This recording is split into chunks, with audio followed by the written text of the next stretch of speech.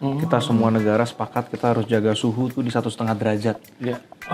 Kalau kita di atas itu, potensinya kayak yang sekarang terjadi di Amerika, di LA itu ya, kebakaran hebat. Seperempat kota hangus, Mas. Kita orang Indonesia belum terlalu merasakan ya, karena belum ngerasa dampaknya banget. Tapi kalau di Amerika, di Eropa, saya 2 tahun lalu ke Spanyol, Mas, itu penggunaan air warganya dipotong setengah, Mas, karena kekeringan di sana, Mas. Satu pabrik nih, satu perusahaan yang mengeluarkan emisi apa aja? Perjalanan dinasnya, penggunaan listriknya. Perjalanan dinas.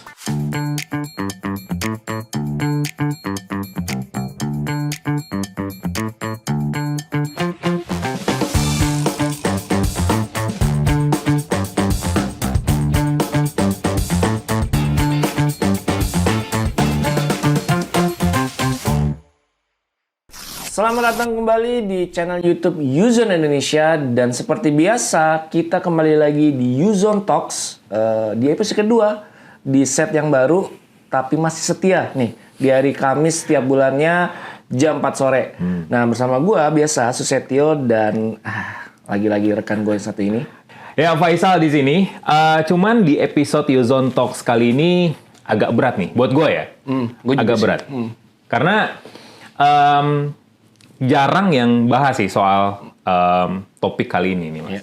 Tapi memang kan sesuai dengan tagline kita kan, yang membuat yang awam jadi paham. Nah, temanya apa sih, Sal?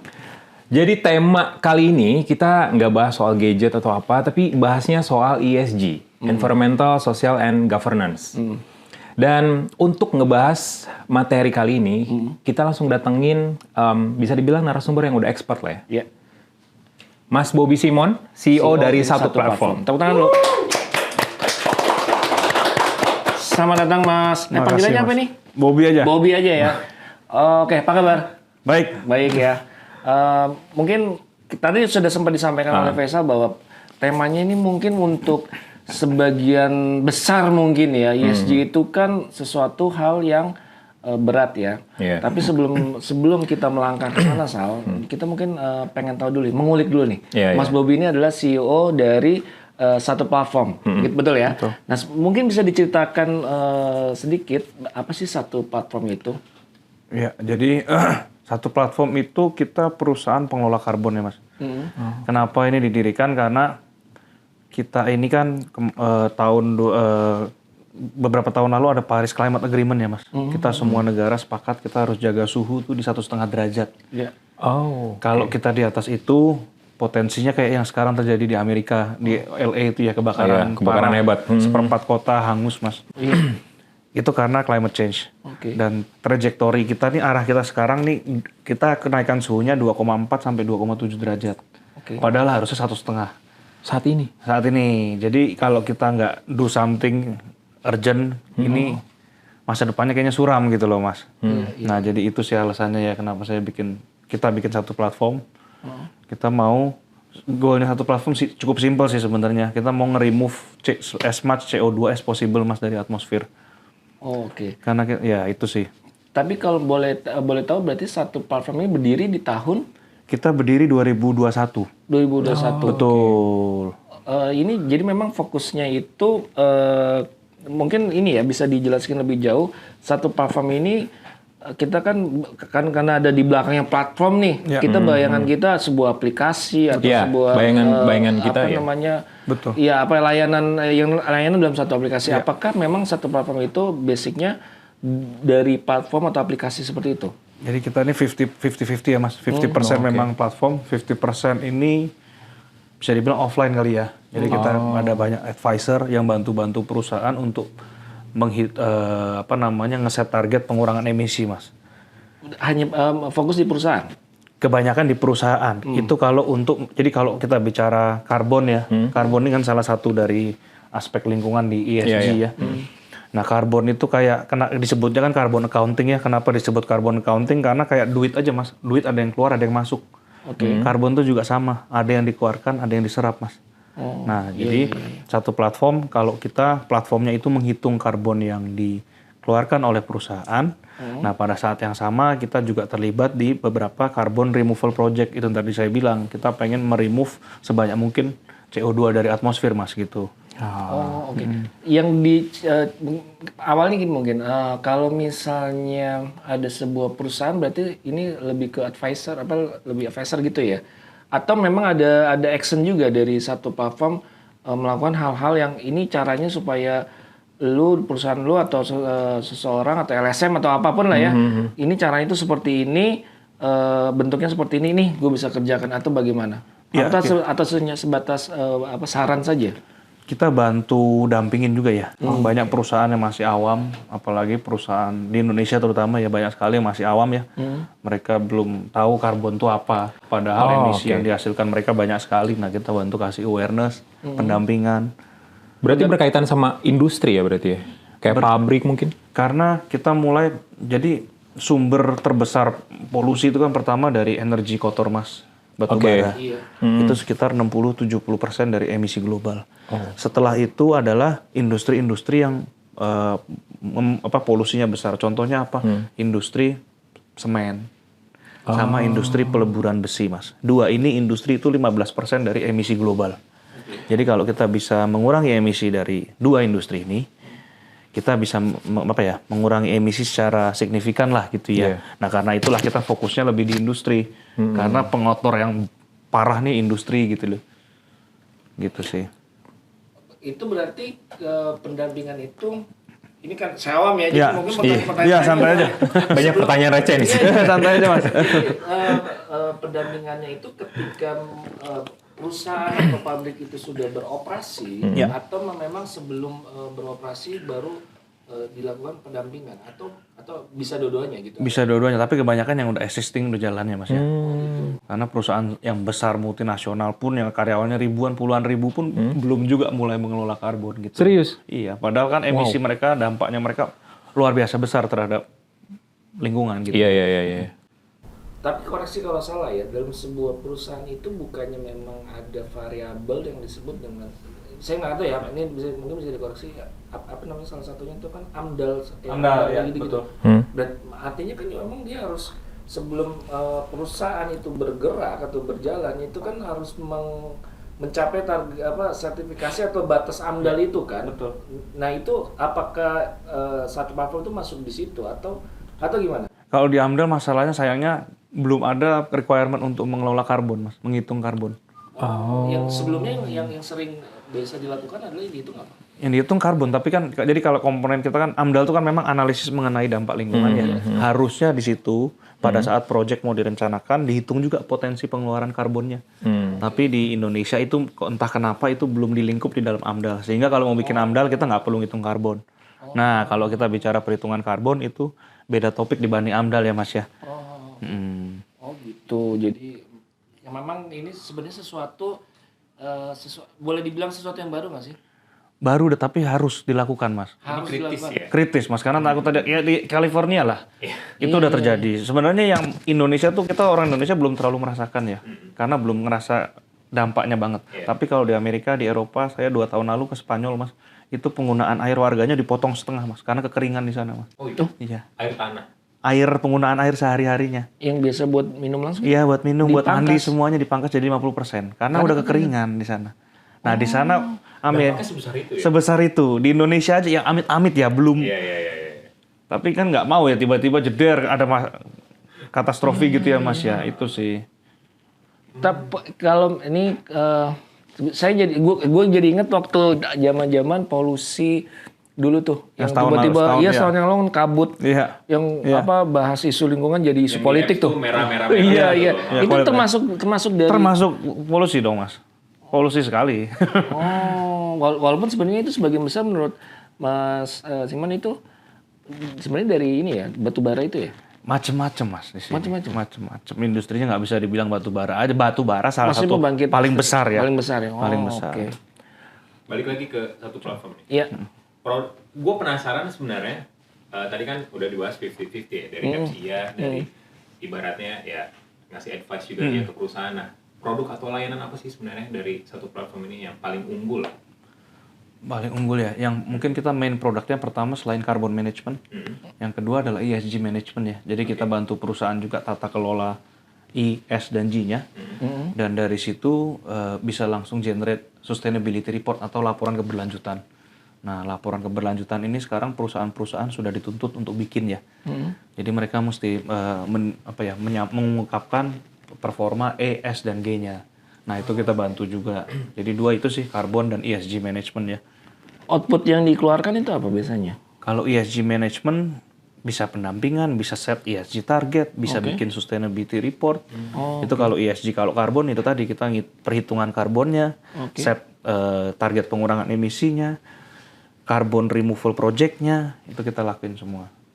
Oh, oke. Jadi sebenarnya ini kayak apa ya, cara untuk menekan perubahan iklim ya secara global, tapi secara langsung ke perusahaan-perusahaan besar atau industri-industri besar seperti itu ya? Karena mereka biggest polluter, Mas.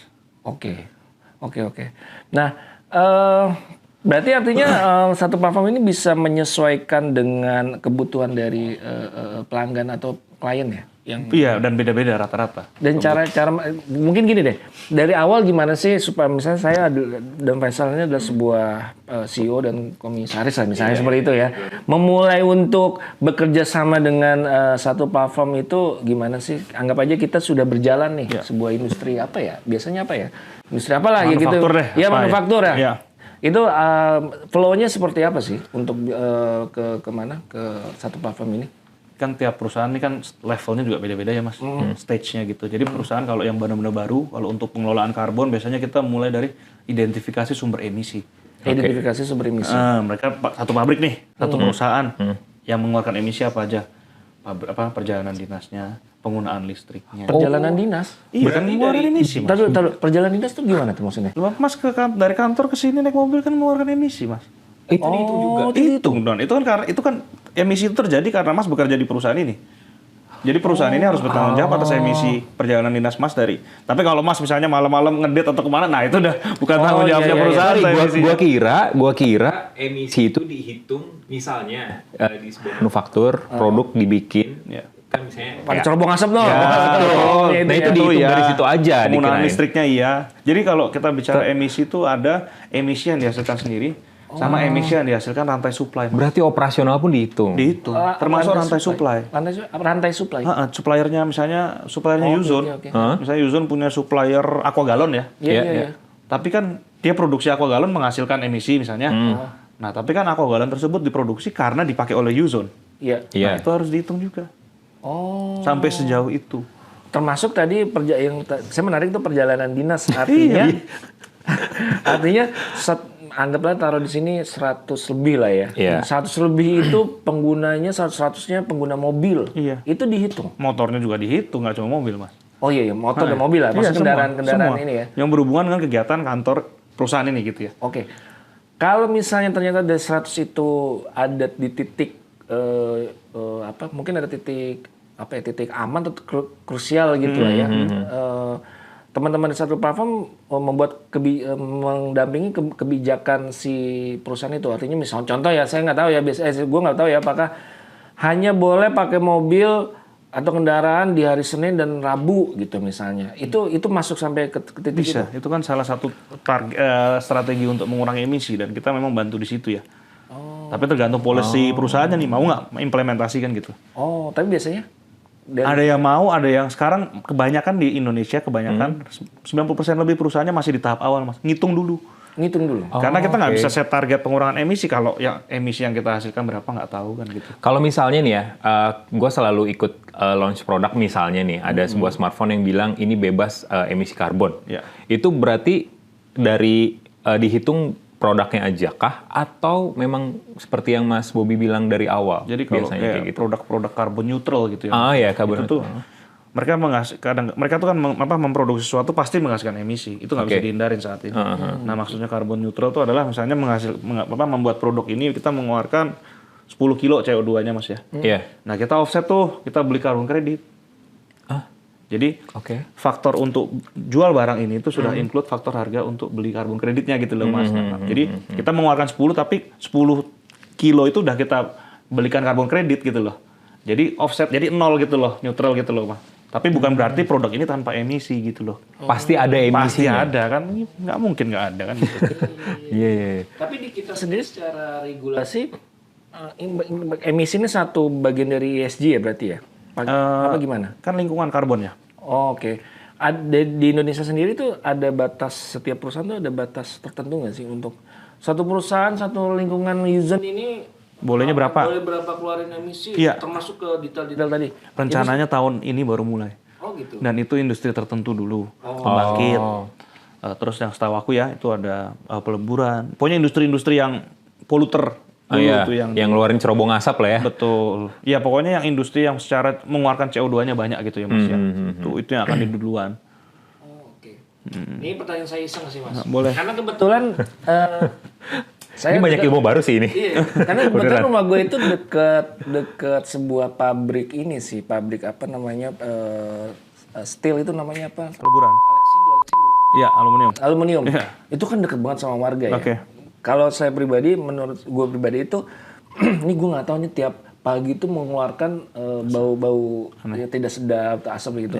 Kita sebagai Warga kelompok sekitar. masyarakat ya warga, boleh nggak sih misalnya datang ke satu platform, bisa nggak sih kita ngitungin si perusahaannya? Aduh, tapi gue nyebut nama nanti di ini ya. Lupa gue. Di ini ya. Suatu peleburan lah ya. Sebuah perusahaan itu supaya kita quote and quote menggugat bahwa lu tuh mengganggu lingkungan sekitar gitu loh. Sangat-sangat boleh. Kalau perusahaannya memang terbukti kan, tapi kan harus dibuktikan dengan pengujian laboratorium. Oke. Itu misalnya ada yang punya cerobong, itu harus dia uji, ambil sampel emisinya Mas.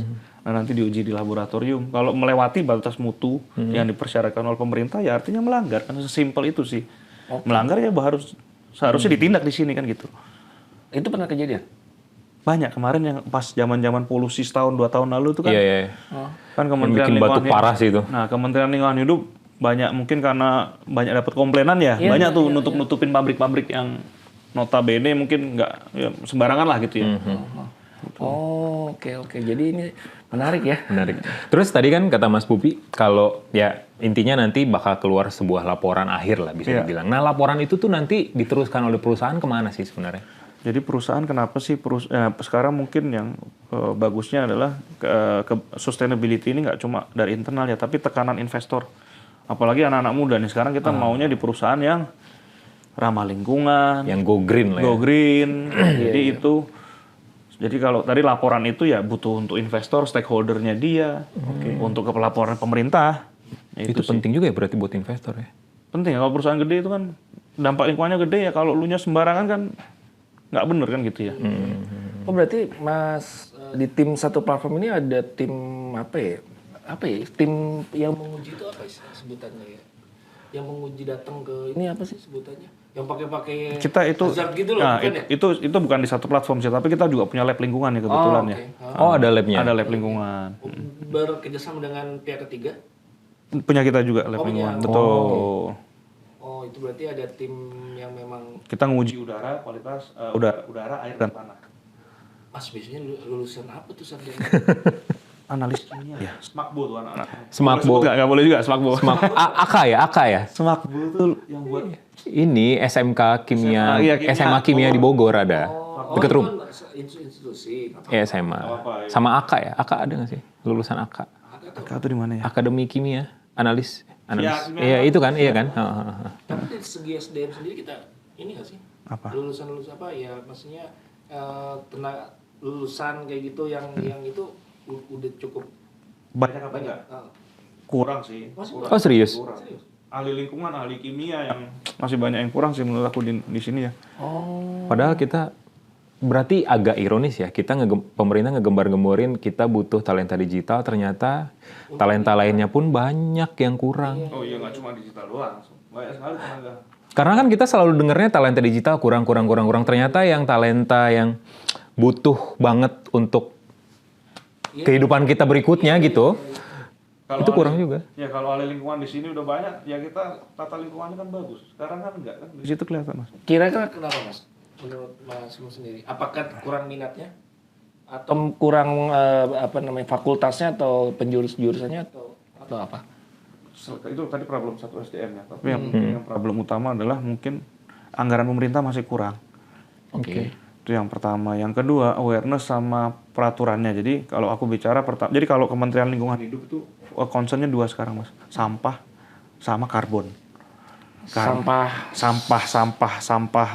Rumah tangga, sampah pasar. Limbah sampah gitu. Betul. Kenapa? Karena itu kan dikomplain terus tuh sama orang tiap hari kan masalah. Itu kan jadi itu masalah satu. Yang kedua adalah karbon. Karena karbon sendiri potensi Indonesia ini ribuan triliun dari karbon sebenarnya, Mas.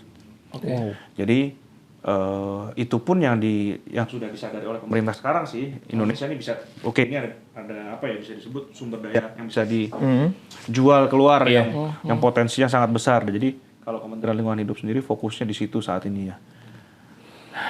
Mas, ini agak general tapi mungkin bisa dijawab juga. Indonesia sendiri untuk Indonesia entah itu dari masyarakatnya gue kayak Faisal atau memang secara industri, tingkat kesadaran soal lingkungan dibandingkan negara lain kan udah pasti jauh ya. Jauh banget. Nah, seberapa kritikal itu, Mas? Di Indonesia ini lucu, Mas. Orangnya nih sukanya buang sampah sembarangan. Iya. Tapi nggak mau ada tempat pengelolaan sampah di dekatnya. Itu lucu banget. Iya lagi. Gue lagi. Nggak mau bayar untuk sampah, tapi selalu komplain tentang sampah. Bener. Iya lagi. Dengar nih warga komplek, dengar. Ini harus Ini didengerin. budaya yang 99% masyarakat kita seperti itu. Aku baru aja 2 minggu lalu ke Jepang, Mas. Di sana kita selalu dengar Jepang tuh bersih banget kan. Iya. Yang lucu apa? Di sana tempat sampah tuh dikit banget, Mas. Karena harus dibawa sendiri. Alasannya apa? Di sana nggak ada yang mau jadi tukang sampah. Oke. Tapi itu membuat mereka jadi sesimpel itu. Tapi itu membuat mereka jadi punya responsibility yang luar biasa tinggi terhadap sampah. Jadinya itu dengan tempat sampah dikit tapi bersih banget kan lucu. Kita tempat sampah banyak tapi kotor banget kan gitu. Malah kadang penampungan sampahnya dekat rumah warga loh. Enggak, benar. Tapi ngomongin ke situ dulu kan tadi sempat disebutkan kita ini agak ironi ya, maksudnya kontradiktif mungkin ya. Kita pengen bersih tapi tidak mau tempat pembuangan sampah itu dekat sama kita di Indonesia. Dan nggak mau bayar untuk pengetiuran sampah. Itu sih masalah. Kalau ada apa-apa banjir, nyalahin sampah. Idealnya memang harusnya tiap gimana sih tiap sebuah RT atau RW gitu idealnya gimana sih? Harusnya itu tata kelolanya yang benar kalau di luar negeri ya, Mas ya. Itu limbah tuh sampahnya dipisah. Misalnya hari ini Mas di rumahnya Mas tuh udah milah botol. Udah kering dan sampah basah udah selalu dipilih. Organik. Nah, itu nanti kalau biasanya di luar itu diangkutnya sama kendaraan yang berbeda di hari yang berbeda. Hari ini angkut sampah organik, besoknya angkut sampah anorganik. Enggak disatuin. Dipisah di rumah tapi pas dibuang sama aja. Kalau di sini juga itu dipisah di rumah, diangkutnya jadi satu lagi. Iya sih, diangkut satu lagi. Tapi untuk pembuangan akhir itu memang sebaiknya tuh di satu terpusat gitu atau tiap persegi itu harus ada tempat pembuangan. Kabupaten kota harus ada untuk mengurangi sampah yang berakhir di TPA. Harusnya begitu. Jadi reduce recycle-nya udah jalan di skala kabupaten nih. Harusnya. Kita udah belum? Sangat-sangat banyak belum. Termasuk di Jakarta? Aku belum tahu program terbaru ya, tapi sangat-sangat masih belum. Buktinya Bantar Gebang masih kayak gitu kan. Aduh, Bantar Gebang itu tiap rumah saya tiap jaraknya itu bisa sampai 10-20 kilo ya. Walaupun sama-sama Bekasi, itu tiap pagi baunya itu berasa. Belum di tol aja kalau naik mobil kecium kan masih di tol. Harusnya gimana sih tempat pembuangan akhir itu harusnya yang ideal tuh di sebuah negara tuh gimana sih? Tiap berapa kabupaten satu atau tiap kota istilahnya tiap kecamatan satu atau gimana idealnya? Beda-beda tergantung kita Jakarta, kita mega city ya. Itu harus dari level kabupaten bahkan mungkin di bawahnya lagi RT RW itu. Karena warganya banyak. Karena kita banyak dan besar dan populasinya kan dense ya, Mas. Tapi kalau kita bicara misalnya di Nusa Tenggara Barat yang mungkin populasinya belum dense tapi lahannya belum besar, itu bisa mungkin skalanya ke kabupaten, sisanya baru PPA satu gede yang regional provinsi. Dan harusnya juga ya, benar kata Mas Bobi, harusnya tuh di reuse lagi, misalnya jadi produk apa, diolah lagi. Ini kan cuman kayak ditumpuk aja nggak sih, Mas? Betul. Idealnya diapain? Udah dikasih. Idealnya kita ke TPA akhir itu, ini yang saya tahu ya Mas ya, namanya tempat pembuangan akhir itu cuman sekedar ditaruh aja. Betul. idealnya tuh sama, makanya kan Bantar Gebang itu kan sampai sebuah Jadi gunung, lebih kayak gunung gitu kan. Betul. Idealnya itu diapain sih? Katanya dibakar itu juga merusak lingkungan juga. Iyalah, asapnya kan. Tergantung bakarnya gini, kita bakarnya seperti apa. Kalau bakarnya kayak di rumah-rumah dibakar cuman gitu aja itu sangat-sangat merusak. Tapi kalau di negara maju, contohnya nggak usah jauh-jauh dari Singapura itu dibakar jadi listrik. Masalahnya di Indonesia, budaya kita ini kembali lagi budaya kita mempengaruhi sampah. Kita budayanya basah, Mas. WC kita basah, Mas. Budaya basah. Lantai WC kita basah. Kalau kita keluar negeri kan WC-nya kering semua, Mas. Nah, Betul. akibatnya apa? Sampahnya jadi basah. Sampah kita tuh basah, Mas, kebanyakan. Di luar negeri sampah kering. Nah, ini hubungannya gini. Sampah kering itu jauh lebih murah untuk dijadikan listrik. Karena butuh energi lebih sedikit untuk dijadikan listrik. Karena mudah terbakar. Mudah terbakar. Oke. Di Indonesia karena sampahnya basah, mahal sekali untuk dijadikan listrik, Mas. Jadi sampai sekarang tuh nggak jadi tuh mau dijadiin listrik, Mas. Oh, itu kendalanya. Kendalanya sampah kita basah, lebih banyak organiknya, gitu.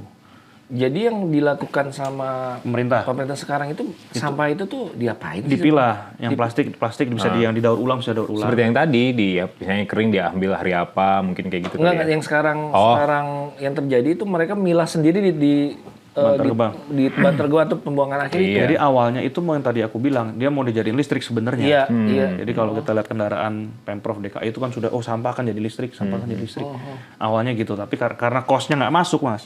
Jadinya mereka beralih ke metode lain. Nah, metode lainnya ini apa? Itu namanya Mechanical Biological Treatment, MBT. Mechanical tuh plastik dipilah, dicacah. Mechanical. Biological itu sampah organik, ya dikompos, dijadikan pupuk, dijadikan pakan ternak, gitu. Itu Mechanical Biological Treatment. Nah, itu langkah yang mereka ambil sekarang, Mas. Karena itu lebih murah. Tapi nggak seluruhnya masalah sampah akan selesai dengan metode itu. Karena masih banyak residu-residu yang harus dikelola dengan baik. Nggak semuanya bisa dijadiin daur ulang gitu loh, Mas. Iya. Wah, jadi ini ngomongin sampah dong ya. Iya. Tapi kita balik dulu ke satu platform lagi ya. Jadi kalau kita ngomongin soal ini tadi mungkin ESG dulu deh. Boleh. Kita dibalik lagi ke diksi atau definisi ESG. Sebenarnya gue pengen tahu dulu ESG itu ya oke, akronimnya adalah tadi ya. Sebenarnya ESG itu makna secara ininya tuh apa sih? Jadi kalau kita mau mencapai sebuah society atau lingkungan yang berkelanjutan itu kan ada ya 3 aspek ini ya, Mas. Lingkungan, social, governance. Contohnya kalau lingkungannya bagus, tata kelola lingkungannya baik, sosialnya baik deh, ya. Human rights-nya equal dan sebagainya baik juga. Tapi governance-nya misalnya banyak korupsi dan sebagainya, ini akan tetap kolaps, Mas. Ini artinya nggak sustainable. Contohnya apa? Negara mungkin korupsi, Venezuela, mungkin mata uangnya tinggal ancur-ancuran. Karena apa? Bukan karena kerusakan lingkungan kan? Tapi karena government-nya korupsi banget. Nah, jadi kenapa 3 ini harus jalannya baik? Ini untuk mencapai sustainability atau keberlanjutan itu tadi, Mas. Lalu kaitannya dengan layanan satu platform yang ditawarkan apa? Ada layanan yang dikaitkan nggak dengan ESG tadi?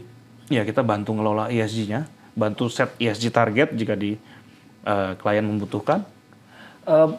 Maksud gue gini, ESG-nya itu dalam artian tiap-tiap dari environment-nya, terus apa namanya, sosialnya, terus ini government-nya itu dibantu oleh si satu platform tersebut. Betul. Dan itu satu kesatuan.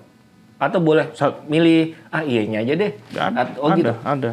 Itu juga bukan masalah ya? Karena perusahaan kadang-kadang oke lah dia harus ngelola ESG-nya bareng-bareng ya, tapi kadang-kadang kapasitas perusahaannya ya, gue baru mau sanggupnya baru fokus di lingkungannya deh, ya kan kita juga nggak bisa paksakan ya. Dari awal dulu lah ya. At least start something is better than doing nothing ya. Iya, benar. Ini mungkin pengulangan tapi supaya lebih deep lagi atau clear lagi. Bagaimana sih satu platform itu mendefinisikan peran ESG dalam strategi yang dibangun gitu ya? Strateginya satu platform maksudnya? Iya. Secara general mungkin ya. Atau gimana? Secara apa? Ada ini khusus nggak sih? Ada batasan tertentu nggak sih? Atau gimana? Kalau peran ESG, kalau dari sisi karbon dulu ya mungkin tadi aku bicara ya. Iya. Kenapa kita ngitung dan kita meremove CO2 ya? Karena sebelum bisa remove kita harus ngitung dulu, kan gitu. Itu salah satu fokus utama kita di I ya. Nah kalau di I dan S dan G-nya sendiri sih kita juga mungkin sudah implementasi ya. Contohnya S-nya nih sama governance ya. Kita kebanyakan tim kita cewek. Mungkin 70% tim kita cewek. Oh itu artinya secara sosial, secara gender rights ya, itu kita sudah memenuhi, bahkan lebih gitu loh. Iya. Kan sekarang udah peraturan juga BUMN kalau nggak salah ya, komisarisnya harus ada perempuannya gini-gitu kan tujuannya itu, tata kelolanya. Nah itu, jadi kita mencoba mengaplikasikan konsep ESG juga terhadap business operation kita gitu ya. Oke. Jadi di internalnya pun diterapin. Betul. Tapi kalau dari satu platform itu berarti harus tunggu dalam tanda kutip dipanggil dulu atau diminta dulu ya, nggak bisa datang untuk mungkin perusahaan publik itu datang ini gue lihat kayaknya perusahaan lo nggak sesuai nih. Nggak sesuai dengan kaidah ESG misalnya. Iya, misalnya kayak Bisa dong, kita juga jualan kan gitu. Iya. Memang menawarkan ya. Menawarkan juga. Jadi nggak serta-merta harus nunggu. Enggak. Oke. Tapi gue yang penasaran sih ya, Mas Boleh. Bob. Ada nggak sih kayak kisah atau studi kasus lah perusahaan yang jadi klien satu platform ini, misalnya dari yang perusahaan yang mungkin cuek di bidang ini tiba-tiba jadi bagus gitu nilai ESG-nya? Kita baru aja ngitung kita sedang malah lagi menghitung perusahaan gede di bidang telekomunikasi. Oke. Itu kita ngitung emisi yang dihasilkan sampai emisi rantai supply-nya dan emisi anak perusahaannya. Oh, oke. Anak-anak perusahaannya ada banyak, kita hitung semua tuh. Nah, Dari A sampai Z tuh. betul. Nah, jadi sehingga mereka mendapatkan data yang akurat terhadap total dampak lingkungan yang mereka hasilkan gitu ya Mas ya. Nah, ini project yang menurut aku sekarang saat ini yang paling komprehensif yang kita kerjakan ya, dan paling detail dan paling besar sebenarnya CO2-nya gitu. Nah, iya paling besar ini perusahaannya. Tanpa menyebut ininya perusahaannya apa yang paling banyak?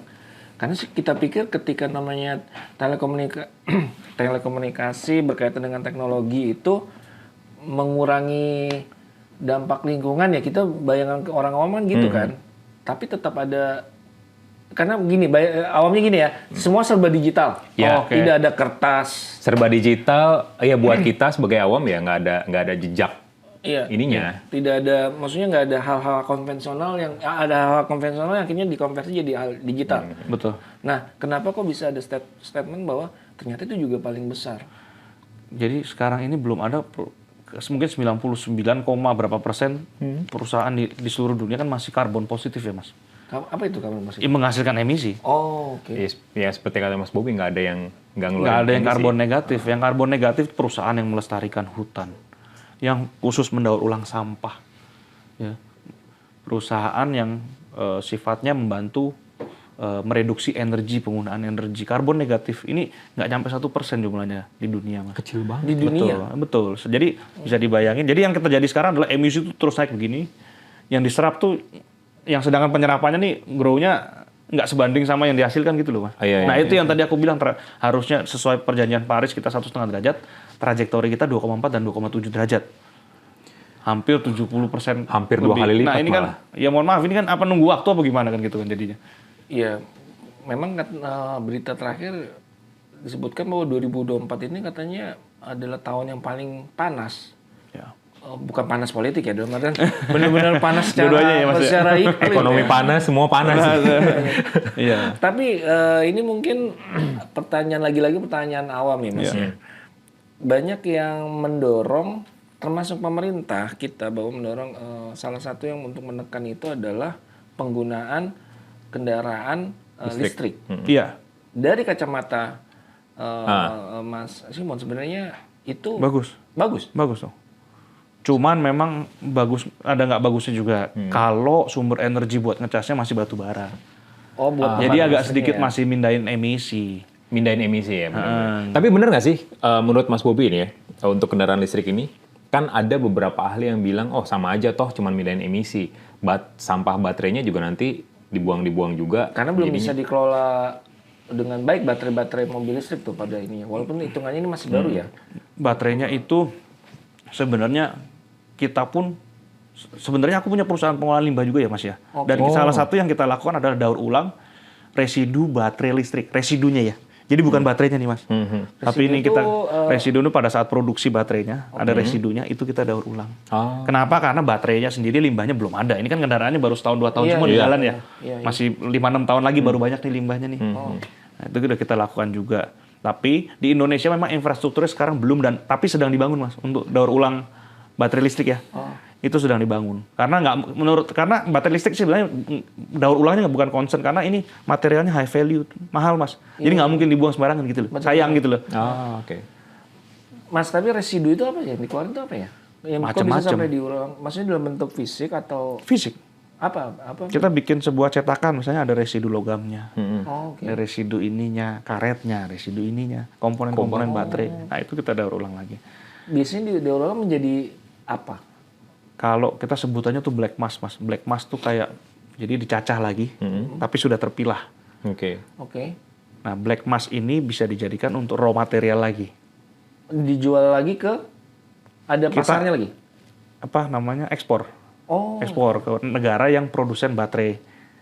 Korea, Cina. Cikarang ada kok produksi. Nah itu baru, benar, Gitu ya? baru.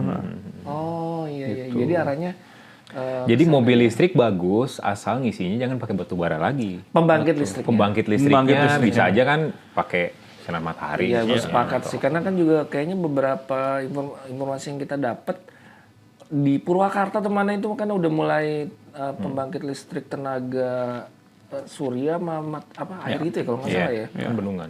Itu memang, tapi Mas, ini awam lagi. Kita bisa nggak sih nih pembangkit listrik itu meninggalkan batu bara untuk saat ini? Bertahap, tapi harus ada komitmen serius ya. Kalau nggak ada komitmen serius, susah Mas. Karena ya Komitmennya itu ada kesulitan komitmen itu dari mana? Apakah dari teknologinya yang masih bukan dong, mahal? teknologi enggak lah. Atau apanya? Karena kayaknya kita kok susah banget lepas Regulasi. Regulasi. Sama mungkin I don't know ya, mungkin semoga saya salah ya Mas ya, tapi kok kayaknya maybe too much money di batu bara Mas.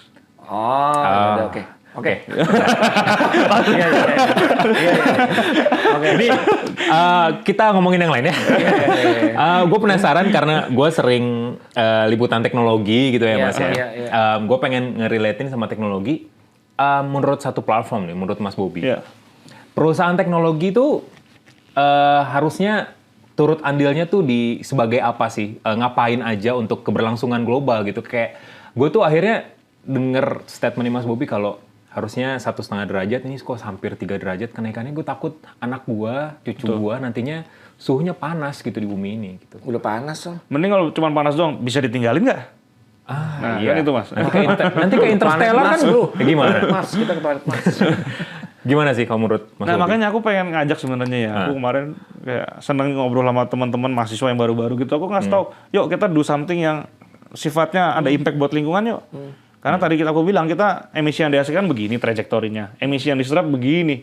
Ini kalau kita nggak do something urgent bareng-bareng kan gitu. Dan mungkin kalau bisnis lingkungan bagusnya ya itu ya kita bisa ninggalin masa depan yang cerah buat generasi mendatang kan gitu ya Mas. Bisnis lingkungan itu karena ngomong bisnis lingkungan itu ya.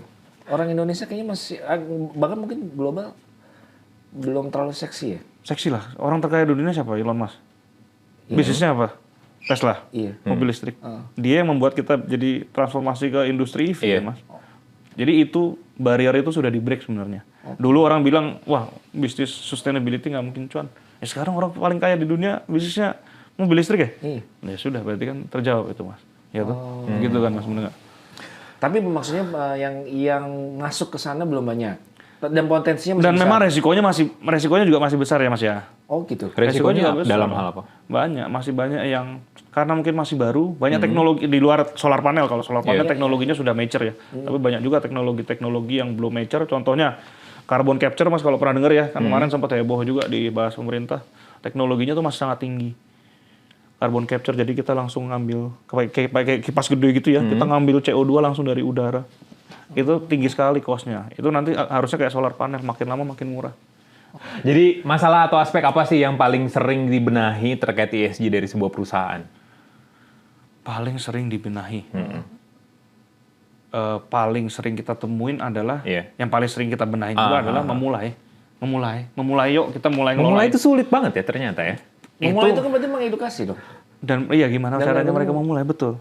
Awareness-nya. Yuk memulai, yuk kita mulai ngelola ESG, yuk mulai ngelola karbon yuk. Nah itu yang susah. Oh, itu susahnya karena mindset-nya yang belum. Bahkan perusahaan gede di Indonesia pun mindset-nya masih begitu. Oh iya? Wow. Iya. Apa? Kalau perusahaan luar negeri masih lebih aware, luar negeri ya, dibanding Indonesia. Apa? Karena mereka kebanyakan nggak mau tuh karena apa? Karena mereka mikir ini sebagai cost. Extra cost? Iya. Oh, iya sih. Duit lagi. Iya sih. Pengeluaran lagi ya. Oh iya. Mas, tapi kalau misalnya ini agak lompat sedikit, menghitung karbon tadi deh. Tadi kan sempat gimana sih cara menghitungnya? Yang kita sebagai orang awam nih pengen tahu, dan satu platform lakukan itu seperti apa? Kayaknya ribet banget gitu ya. Iya, takutnya ngambilin asapnya mesin. Oh enggak, kita ngitung Mas. Jadi ngitung misalnya penggunaan listrik, dari penggunaan listrik berapa kWh. Nah nanti itu kita track juga itu listriknya diambilnya dari grid yang mana. Grid tuh apa? Grid tuh kayak misalnya tower PL itu dibagi. Misalnya Jawa, Jawa Bali, terus nanti Sulawesi mana, itu beda-beda. Itu. Kita kan kebanyakan di Python kan? Enggak juga? Ada juga, banyak juga di Python. Nah, batu bara kan? Betul, kebanyakan. Aku belum ngikutin lagi sekarang baurannya kayak gimana. Berarti ini dihitung juga? Dihitung itu Mas. Sehingga nanti dari situ berapa kWh yang dihasilkan, itu kita ada namanya emission factor gitu ya. Itu dikali emission factor, jadi keluar tuh misalnya misalnya sebulan listriknya berapa kWh, itu nanti di platform kita keluar jadi berapa CO2. Oh, oke. Gitu. Oke.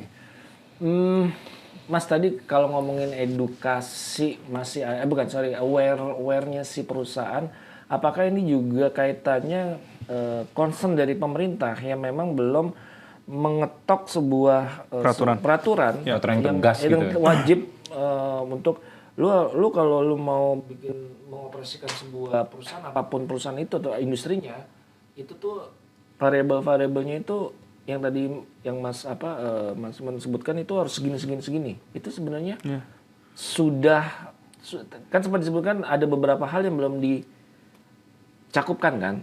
Apakah berarti itu salah satunya? Apakah karena memang belum terwadahi atau terwajibkan dalam sebuah peraturan atau undang-undang gitu? Cara paling cepat nge-cut emission Mas, pajak karbon.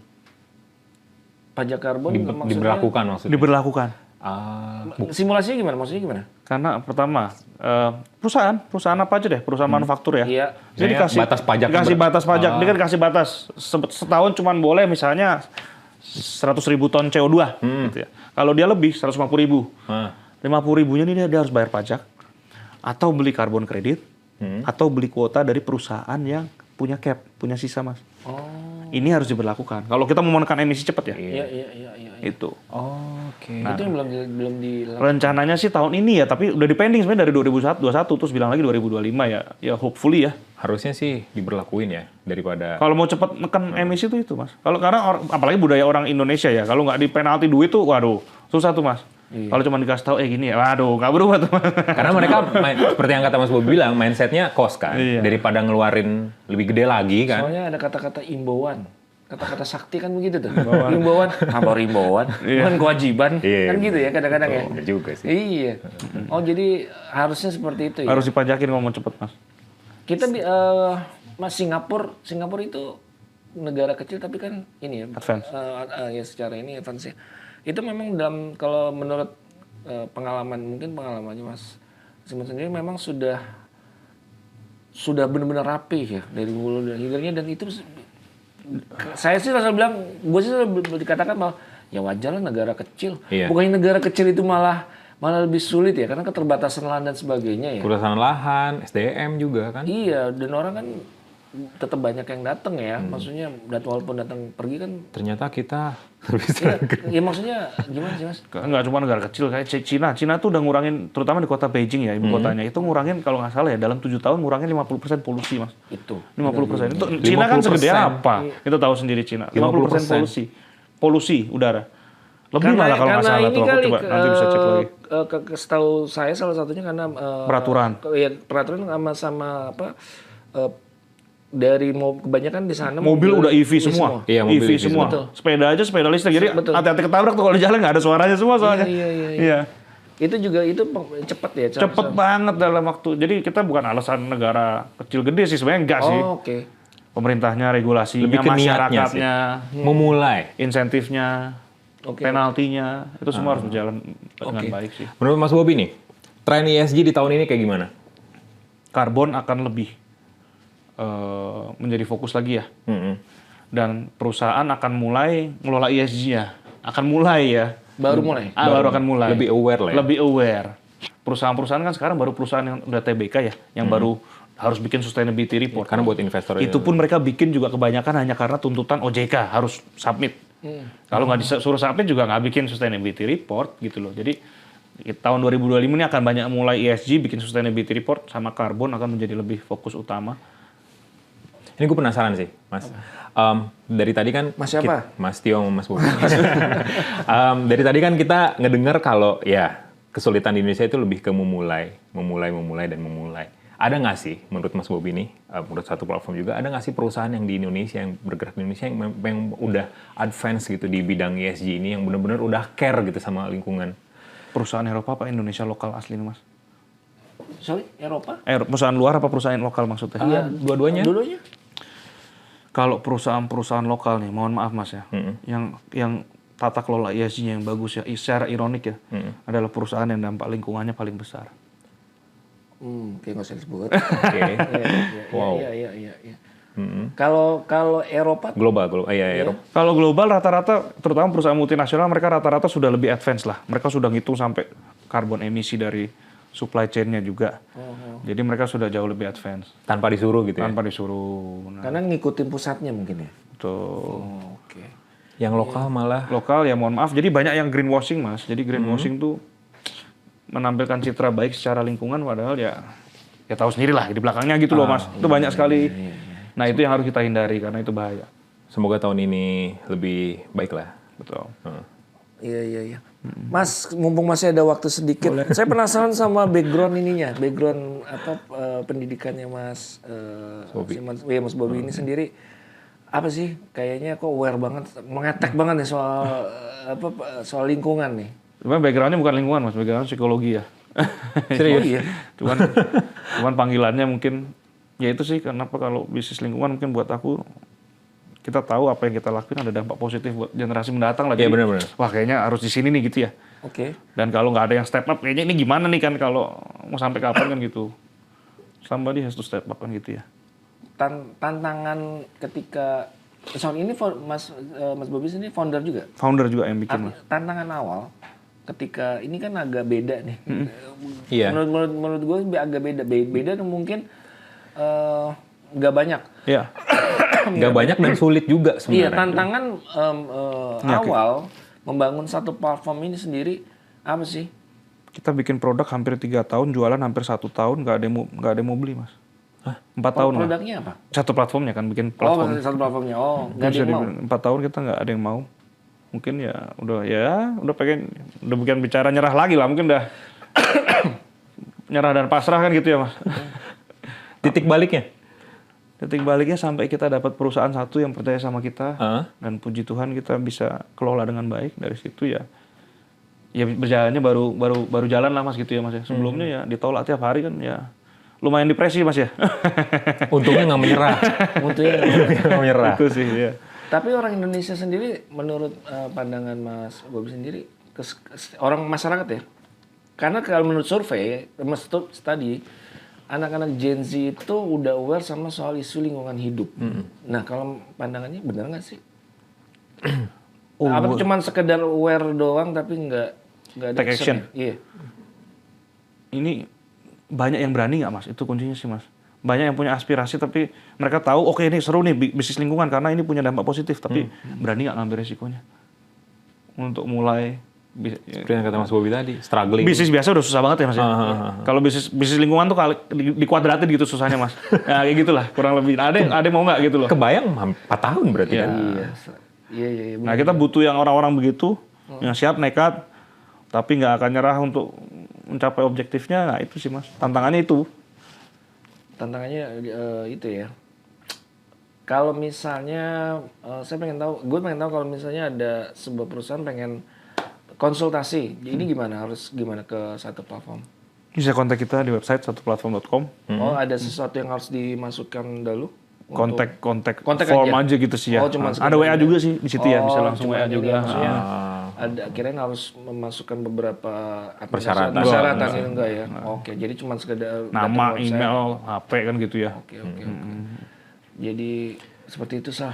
Jadi ternyata soal lingkungan ini Iya. banyak ya Dan seru. concernnya. Dan harus nih urgent dikerjain. Kalau gue sih lebih khawatir sih. Makin panas nggak sih Mas tahun ini? Jakarta gue nggak gitu berasa, tapi di luar negeri tuh ya itu tadi di Eropa, kayak di Amerika sekarang lah itu masih kebakaran terus tambah parah begitu. Itu kan gara-gara apa? LA udah berapa ratus tahun emangnya pernah kebakaran separah ini kan nggak pernah Mas. Baru sekarang kebakaran separah ini kan. Iya sih. Itu udah depan mata banget Mas. Jadi ingat itu ada ini juga Sal, mungkin kaitannya sama perubahan iklim ya. Di Mekah ya, Mekah apa Madinah itu kan banjir besar, bahkan sempat ada salju. Iya. Aduh. Jadi dingin. Jadi unpredictable. Iya, itu dia. Turbulence juga kan. Iya, makin parah. Makin parah ya. Iya. Malah gue ngiranya kayak film-film fiksi yang soal lingkungan-lingkungan kok malah kejadian gitu ya sekarang. Iya. Jadi kebalik kan. Ada yang daerahnya panas jadi dingin, yang dingin jadi panas. Itu Air laut naik. Jakarta apa kabar bro? Gitu. pindah ke Makin mana deg-degan. ya? Ke Jupiter. Oke. Seru banget ya Sal ya. Seru. Kita ngobrolin ternyata di luar kebiasaan kita soal teknologi dan otomotif. Jadi ini banyak manfaat banget buat Banyak ilmu baru lah. Iya, banyak ilmu baru. Mungkin Mas terakhir untuk Mas Simon ada pesan-pesan nggak buat users nih atau penonton atau pembaca kita? Kalau kata TikTok viral, ada kata-kata hari ini nggak? Kata-kata hari ini ya. buat supaya tadi lah, pasnya balik lagi soal lingkungan gitu. Ya itu sih kalau bisa pengen teman-teman lebih banyak lagi ecopreneur Mas, pengusaha di bidang lingkungan ya. Ecopreneur ya. Nah, itu lebih banyak lagi karena kita butuh banget solusi secara masif untuk biar kita balik ke trajektori 1,5 derajat Mas. Untuk menghindari bencana alam masif Mas kan gitu. Iya. Sorry ya, jadi malah harusnya ceria malah closingnya malah bikin gak enak gitu ya. Kan selalu ini Mas, selalu ada sesuatu hal yang anomali terkait cuaca. Tiap bulan itu selalu ada aja. Makin kesini makin apa tanda-tanda memang dunia itu makin tua atau bebannya semakin bebannya terlalu berat. Dulu gue pikirnya karena populasinya makin besar. Betul, industrinya makin besar. Industrinya yang ternyata makin besar ya? Oh, semuanya. Karena populasi makin besar, konsumsi menaik. Semuanya lah Mas, impact-nya Mas. Oh, oke. Karena kan gini Mas, maksudnya kenapa saya ada statement seperti itu, karena beberapa Elon Musk bahkan bilang Singapura, Tokyo, Jepang itu adalah negara-negara yang akan musnah duluan karena pengurangan populasi. Betul. Nah, gue mikirnya populasinya Yang lain berkurang. ini berkurang itu ini ternyata enggak juga. Ternyata satu orang kayak kita itu ternyata bisa Ngasilin karbonnya lebih banyak itu ya. Oh iya, banyak banget. Berarti dengan gua naik KRL aja nggak cukup sebenarnya. Udah bagus tapi. Ini udah bagus. Udah better lah Mas. Tuh. KRL. Naik LRT juga. Pas gage sih. Oke, gitu aja. Faisal, Mas Bobi, makasih. Thank you udah Mas ya. nggak berasa banget hampir 1 jam kita ngobrol.